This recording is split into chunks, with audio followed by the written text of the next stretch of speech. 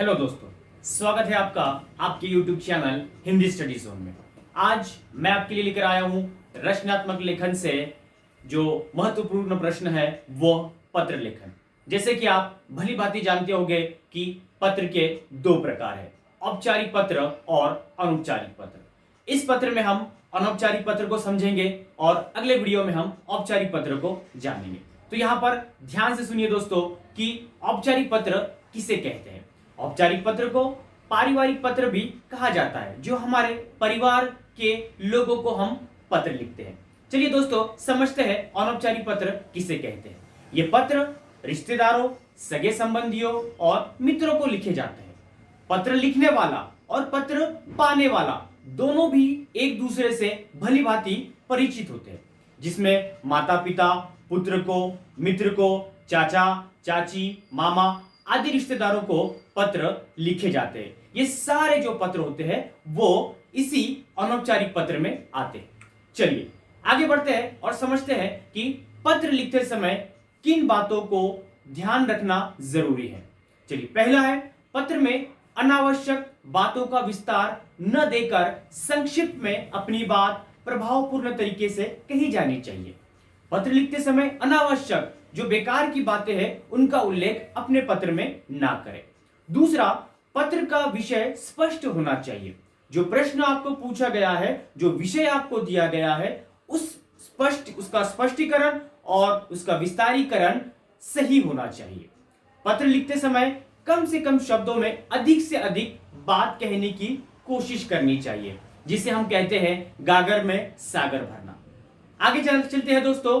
पत्र की भाषा मधुर, आदर सूचक एवं सरल होनी चाहिए। जो हम पत्र लिख रहे हैं उसकी भाषा मधुर होनी चाहिए, आदर सूचक होनी चाहिए और सरल भाषा होनी चाहिए, ताकि पत्र जो पढ़ रहा है उसे समझ में आए। और अंत में हम देखते हैं पत्र की समाप्ति इस पर होनी चाहिए कि आपने जो संदेश लिखा है वो स्पष्ट हो चुका हो, जो आप संदेश देना चाहते थे वो स्पष्ट हो चुका हो। चलिए समझते हैं दोस्तों कि जो पत्र लेखन के लिए कुल 5 अंक होते हैं, जिसमें किस तरह से उसको विभाजित किया गया है। आप अपना पता एवं दिनांक, इसे 1 अंक होता है। आरंभ एवं अंत, पत्र का शुरुआत और अंत, इसे 1 अंक होता है। विषय वस्तु या विषय विस्तार, जो कंटेंट आपने एक्सप्लेन किया है, उसे 2 अंक होते हैं। और भाषा शैली कि आपकी भाषा कैसी है, जिसमें हिंदी मानक का प्रयोग हुआ है या नहीं, उसके लिए 1 अंक होता है। तो इस तरह से दोस्तों यहां पर 5 अंक इस अनौपचारिक पत्र के लिए होते हैं। चलिए समझते हैं दोस्तों कि अनौपचारिक पत्र का प्रारूप, फॉर्मेट कैसा होता है। दोस्तों फॉर्मेट को समझने की कोशिश कीजिए। यदि आपका फॉर्मेट गलत होता है तो आपके अंक में कटौती हो सकती है।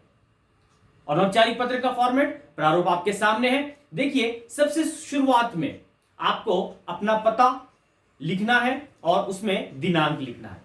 अब अपना पता इस बात पर निर्भर करता है कि यदि आपको प्रश्न में पता या एड्रेस दिया हो तो आपको वह एड्रेस लिखना है, लेकिन प्रश्न में आपको पता नहीं दिया गया हो तो आप परीक्षा भवन या छात्रावास का पता लिख सकते हैं और इस पते में आपको दिनांक लिखना अनिवार्य है। तो शुरुआत में आपको लेफ्ट साइड में आपका पता लिखना होगा। फिर उसके बाद में आप पत्र किसे लिख रहे हैं। अगर पिताजी को लिख रहे हैं तो यहां पर यथोचित संबोधन लिखना आवश्यक है, जैसे कि आदरणीय पिताजी, पूज्य पिताजी, ये हो गया यथोचित संबोधन। फिर उसके बाद में आप यहां पर सप्रेम नमस्कार कर रहे हैं तो उसे आशीर्वाद या नमस्कार कहते हैं। तो उस यथोचित संबोधन के नीचे आपका प्रणाम और नमस्ते आता है। फिर उसके बाद में पत्र की शुरुआत होती है। तो पत्र की शुरुआत में देखिए दोस्तों कि शुरुआत जो है वो कुशल क्षेम से होती है। यहां पर आप कैसे हैं और जिसको आप पत्र लिख रहे हैं उसका कुशल मंगल, तो उसे कुशल क्षेम कहते हैं। आगे हम पत्र का पूरा प्रारूप देखेंगे, लेकिन यहां पर हम यह समझने की कोशिश कर रहे हैं कि पत्र में कौन सी जगह पर क्या चीज आनी चाहिए। फिर कुशल क्षेम के बाद में जो मुख्य विषय वस्तु होता है उसका विस्तार होता है कि किस विषय में यह पत्र लिखा जा रहा है। उसको पूरी तरह से स्पष्टीकरण करने के बाद में फिर पत्र का समापन आता है।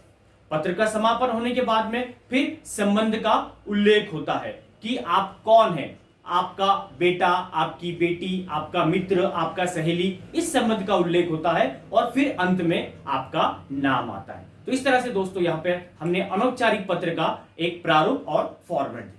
चलिए एक उदाहरण लेकर हम समझने का प्रयास करते हैं कि पत्र कैसा लिखा जाता है।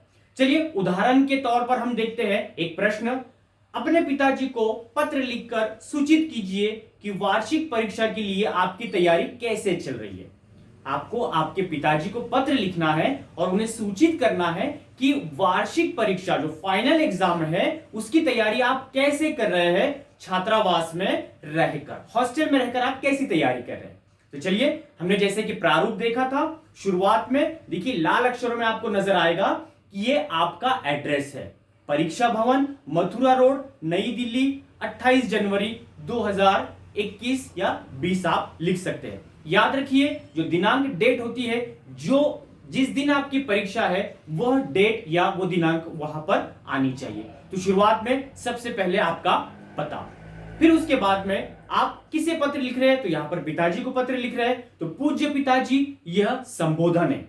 याद रखिए जिसे भी हम पत्र लिखते हैं, चाहे वो पिताजी हो, माताजी हो, मित्र हो, तो वहां पर संबोधन किसे पत्र लिख रहे हैं, तो यहां पर हमारा संबोधन क्योंकि पिताजी को लिख रहे हैं, हमारा संबंध पिताजी से है, तो संबोधन में पूज्य पिताजी।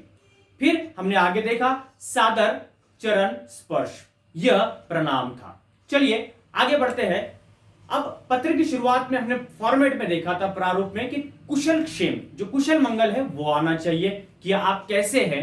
तो यहां पर देखिए कल शाम आपका पत्र मिला, पढ़कर बड़ी खुशी हुई, आप सभी सकुशल है, मैं भी यहां पर स्वस्थ रहकर अपनी परीक्षा की तैयारी कर रहा हूं। तो इस तरह से यहां पर आपने पत्र की शुरुआत में कुशल क्षेम, कुशल मंगल का परिचय दिया। अब आते हैं मुख्य विषय पर।